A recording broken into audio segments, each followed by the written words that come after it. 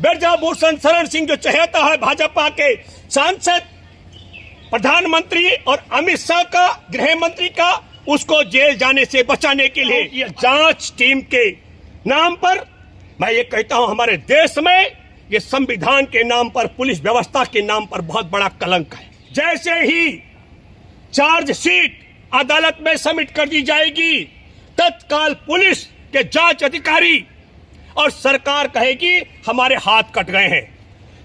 अमित शाह बोलेगा मैं कुछ नहीं कर सकता हूं,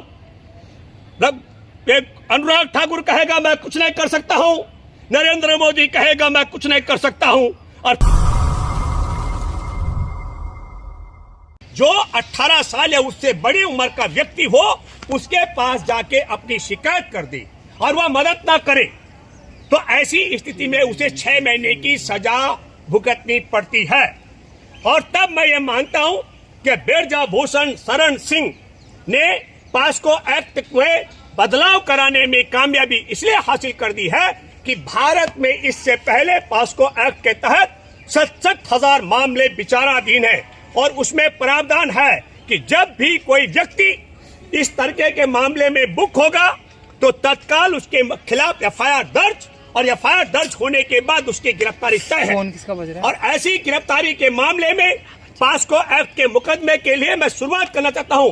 कनॉट प्लेस थाने के उन पुलिसकर्मियों को 6 महीने की सजा होनी थी जिन पुलिसकर्मियों को कानून कहता है जिन्होंने पीड़िताओं की शिकायत लिखने के बाद शिकायत को एफआईआर में तब्दील नहीं किया। सुप्रीम कोर्ट के आदेश के बाद 28 अप्रैल को एफआईआर दर्ज हुई, जबकि लिखित शिकायत कनॉट प्लेस थाने में 21 अप्रैल को दी गई थी। तो उन पुलिस कर्मियों को स्वाभाविक तौर पर पास्को एक्ट के तहत जेल जाना था। तो पुलिस इसलिए पास्को एक्ट के तहत कार्रवाई आगे नहीं कर रही है क्योंकि ब्रजभूषण शरण सिंह के साथ साथ उसको जेल में डालना बहुत जरूरी था, कनॉट प्लेस थाने के पुलिस कर्मियों को। दूसरा, आपने देखा हमारे देश के प्रधानमंत्री जिन्होंने विनेश फोगाट को अपने परिवार का सदस्य बताया, विनेश फोगाट ने सार्वजनिक तौर पर एक दावा किया था कि हमने ये सारी बात प्रधानमंत्री नरेंद्र मोदी को बताई है कि कुश्ती महासंघ का राष्ट्रीय अध्यक्ष, भाजपा का सांसद इस तरीके के यौन शोषण पहलवान बेटियों के साथ करता है। और तब प्रधानमंत्री नरेंद्र मोदी को भी पास्को एक्ट के तहत 6 महीने की जेल की सजा तय मानी गई है। कानून कह रहा है, मैं नहीं कह रहा हूं, ये कानून में है साफ साफ प्रावधान कि भारत में यदि कोई नाबालिग बेटी यौन शोषण की शिकायत किसी भी वयस्क को करेगी और वह उसकी मदद नहीं करेगा, ऐसी दशा में उसको 6 महीने की सजा तय है। तो प्रधानमंत्री नरेंद्र मोदी को जेल जाने से बचाने के लिए ब्रजभूषण शरण सिंह जो चहेता है भाजपा के सांसद, प्रधानमंत्री और अमित शाह का, गृह मंत्री का, उसको जेल जाने से बचाने के लिए और कनॉट प्लेस थाने के उन पुलिसकर्मियों को जेल जाने से बचाने के लिए पास्को एक्ट में स्वाभाविक तौर पर तब्दीली कर दी गई है। एफआईआर दर्ज करने के लिए सुप्रीम कोर्ट का दरवाजा खटखटाना पड़ा और एफआईआर दर्ज होने के बाद ब्रजभूषण शरण सिंह को कनॉट प्लेस के उन आरोपी पुलिसकर्मियों को जिन्होंने मुकदमा दर्ज नहीं होने दिया और इस मामले को पहले सुन चुके देश के प्रधानमंत्री को 6 महीने की जेल होनी, उससे बचाने का षड्यंत्र है। लेकिन मैं दूसरी महत्वपूर्ण बात और बताना चाहता हूं आपके माध्यम से। मैंने इस आंदोलन के दौरान मैंने विनेश से पूछा यह तारीख किसने की तय, तो विनेश ने कहा हमने आपस में तय की थी। ये बात मैंने इसलिए कही थी क्योंकि मैं जानता हूं आरएसएस बीजेपी के लोगों का जो रुझान है वो इस देश की बेटियों के प्रति नहीं, देश के किसानों के प्रति नहीं, देश के जवानों के प्रति नहीं, देश के संविधान के प्रति नहीं, सिर्फ और सिर्फ देश के मतदाताओं के प्रति है, उनका वोट वसूल करने के लिए। और जनवरी में इस देश के अंदर राम मंदिर का ये उद्घाटन करने जा रहे हैं और वो कहने वाले हमने मंदिर बना दिया। इसलिए मैंने ये सवाल किया था। अब मैं आपके माध्यम से एक बात और कहना चाहता हूं। आप सब लोग नाखुश होंगे पहलवानों के विषय में, मैं आपको बताना चाहता हूं देश के पहलवान खिलाड़ी हैं। मैं भूपेंद्र रावत, मैंने साक्षी मलिक के ससुर से कहा, मैंने कहा कि इस दुनिया के, और मैंने साक्षी के पति सत्यव्रत से कहा कि इस दुनिया के सबसे शातिर गिरोह के साथ आप लोग लड़ रहे हैं और आप सिर्फ खिलाड़ी हैं। इसमें आप फंस जाएंगे। कितनी बड़ी चतुराई के साथ मैं आपको बताना चाहता हूं। पहलवानों ने कहा कि किसी भी कीमत पर 15 तारीख तक चालान चार्जशीट जमा हो जानी चाहिए। और हमारे देश के खेल मंत्री ने अनुराग ठाकुर ने दावा किया कि 15 तारीख तक चार्जशीट जमा कर दी जाएगी। इसका मतलब है कि 18 जनवरी से लेकर और ये 15 जून तक इस मामले पर कब कब क्या क्या करना है, ये जांच अधिकारी नहीं बल्कि खेल मंत्री तय कर रहा है। नरेंद्र मोदी की सरकार में बैठे मंत्री तय कर रहे हैं कि यौन शोषण पीड़ित नाबालिग और बालिग बेटियों के मामले में क्या क्या करना है।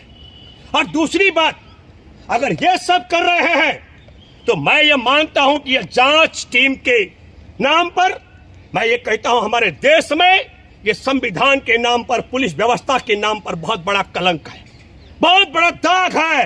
कैसे खेल मंत्री तय कर सकता है? किसने अधिकार दिया खेल मंत्री को कि वो बताएगा कि जांच अधिकारी किस तारीख को कब तक इस चालान को सबमिट करेंगे? और दूसरा जिक्र किया जा रहा है, दूसरी मांग, पहलवानों ने ठीक कहा, पहलवानों को जानकारी नहीं, उन्होंने कहा कि किसी भी कीमत पर ब्रजभूषण शरण सिंह के परिवार के लोग कुश्ती महासंघ के पदाधिकारी नहीं चुने जाने चाहिए। और खेल मंत्री ने कह दिया कि हाँ, मैं इस बात के लिए तैयार हूं।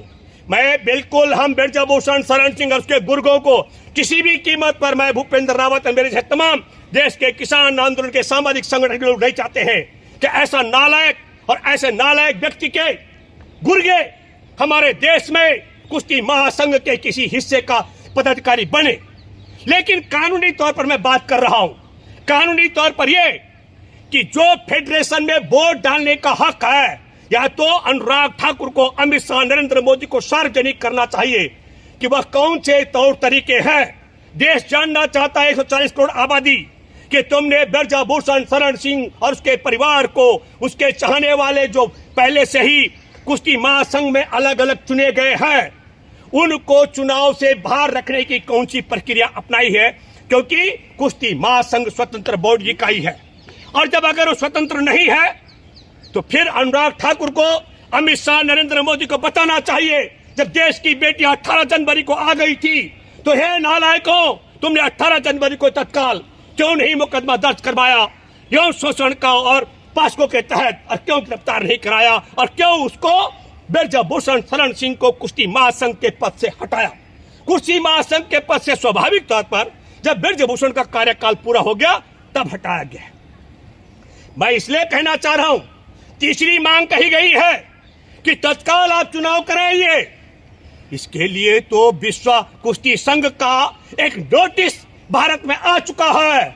यदि आपको तिरंगे के साथ देश के कुश्ती पहलवानों को विश्व स्तर पर उतारना है, खड़ा करना है तिरंगे के साथ, राष्ट्रीय ध्वज के साथ, तो आपको चुनाव इकाई कराना पड़ेगा, कुश्ती महासंघ के पदाधिकारियों का चयन करना पड़ेगा। यदि कुश्ती महासंघ के पदाधिकारियों का चयन नहीं होगा तो आप राष्ट्रीय ध्वज लेकर के पहलवानों को कुश्ती मैदान में नहीं उतार सकते हैं। ये इसमें भी पहलवानों को लग रहा है हमारी मांग मानी गई है। मैं पहलवानों की तरफ से कह रहा हूं, जो लोग ये मानते हैं कि उन्होंने कोई गलत फैसला किया, वो हमारे देश के बेटा बेटी, हमारे देश का सम्मान उन्होंने अर्जित कराया, तिरंगे को दुनिया में फहराया है, देश के लिए मेडल जीत करके लाए हैं, वो सिर्फ खेलना जानते हैं। ये सातिर गिरोह की बात कर रहा हूं। हमारे देश में कुश्ती महासंघ का चुनाव कराना इसलिए जरूरी है ताकि तिरंगा लेकर देश की टीम विश्व में हमारे पहलवान मैदान में उतर के हर कुश्ती मैदान में भाग ले सके।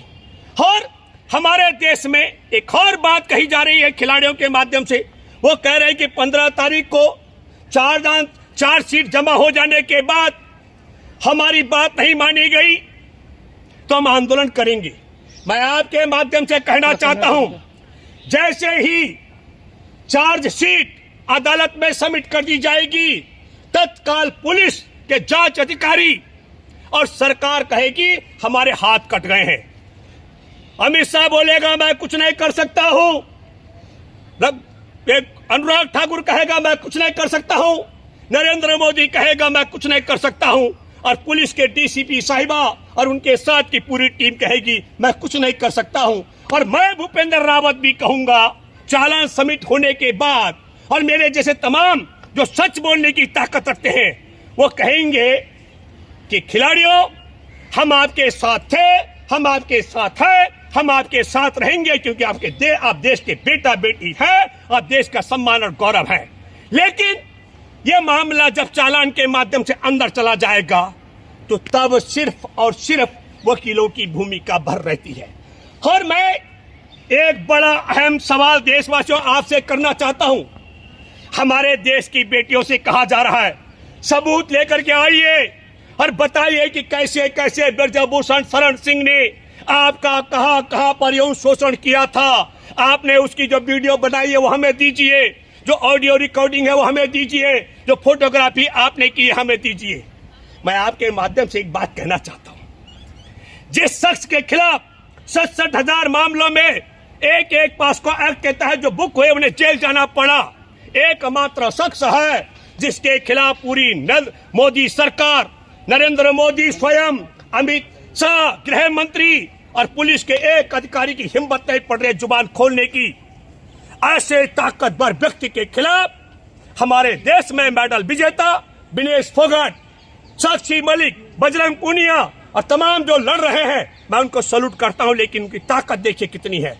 न केवल इस शख्स की धमकी से नरेंद्र मोदी और अमित शाह की बोलती बंद है, न केवल इसकी धमकी से एक शब्द भी संघ प्रमुख नहीं कह पा रहा है कि हिंदुओं की बेटी का यह यौन शोषण करने वाले के खिलाफ एक्शन लो, बल्कि पास्को एक्ट के तहत जिस नाबालिग बेटी की 161 के तहत पुलिस के सामने और 164 के सीआरपी के तहत कोर्ट के अंदर सुप्रीम कोर्ट में यह बयान है कि हाँ मेरा यौन शोषण हुआ, अब उसके पिता का वीडियो भी आप सबने सुनना चाहिए।